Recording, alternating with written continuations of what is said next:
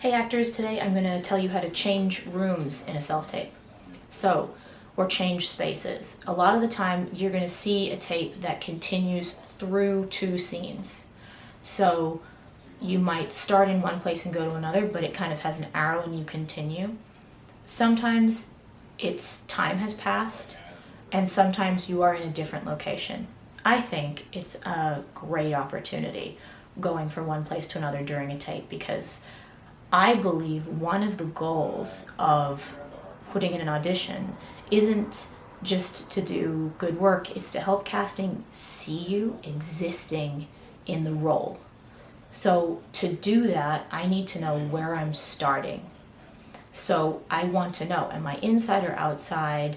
Is it a big room or a small room? Have I been there before? Sometimes it's my house, sometimes it's someone else's house, so that'll dictate my comfort level. Do I know where everything is?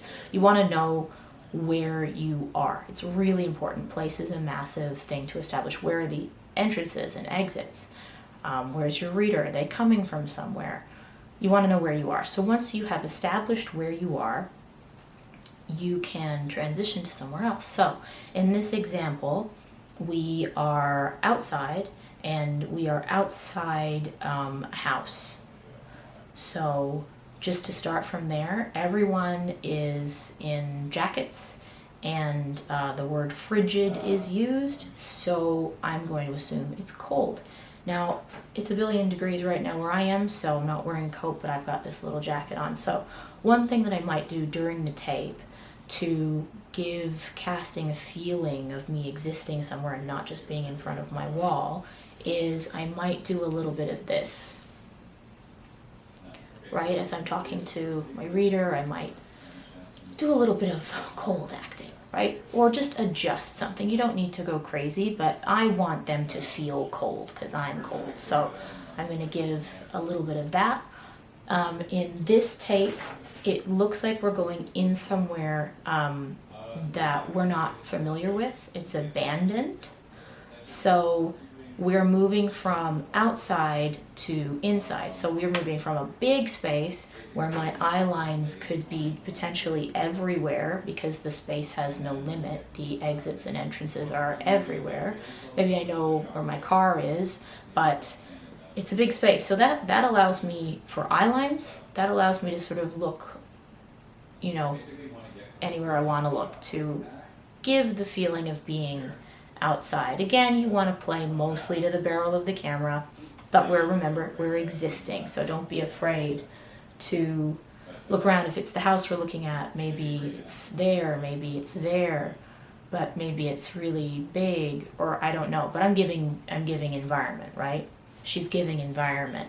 So then the transition in this is that we're going to go inside.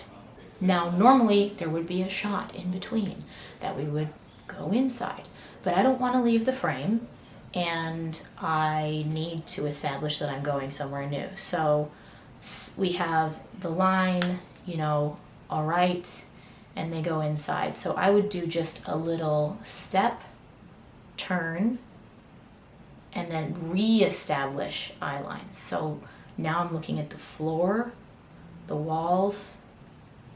It's a little tighter. I'm uncomfortable now for a new reason.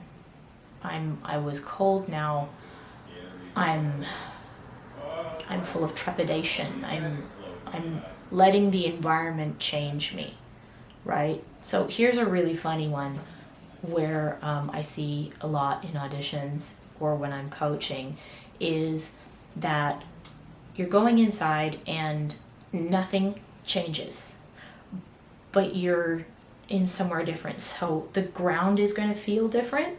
The way you stand on it is slightly different.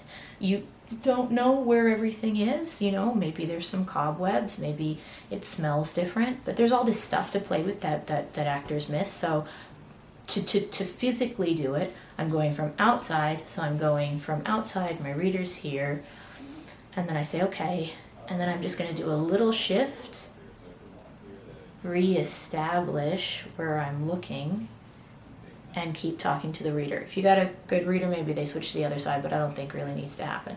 It's about body language. So to change rooms, in most cases, I'm just going to do a little shift with my body. Step, step, maybe, step, step, and then I'm somewhere new.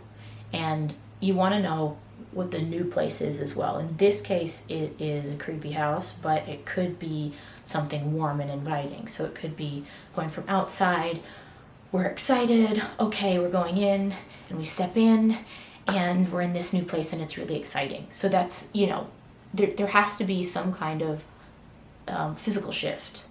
We're not talking about where you are physically because you're in your room in front of a wall, but there's a whole bunch of new stuff to look at and a new way to be. Maybe there's even more people in this room. So the key to doing a good room change is knowing where you are, what the elements are, room size, exits and entrances, weather to moving, or environment to moving inside where it's different. If you're moving inside to inside, again, it's one room to another. Sometimes you can sort of breeze by it because it's a continuous, and it's not really relevant. I'm really only talking about the tapes where you've got a one that you can't ignore. But take those elements, bring them into your analysis, and then use them to help you feel different as well and help casting see you in those roles. We want to almost have casting picture everywhere that we are so they can feel it.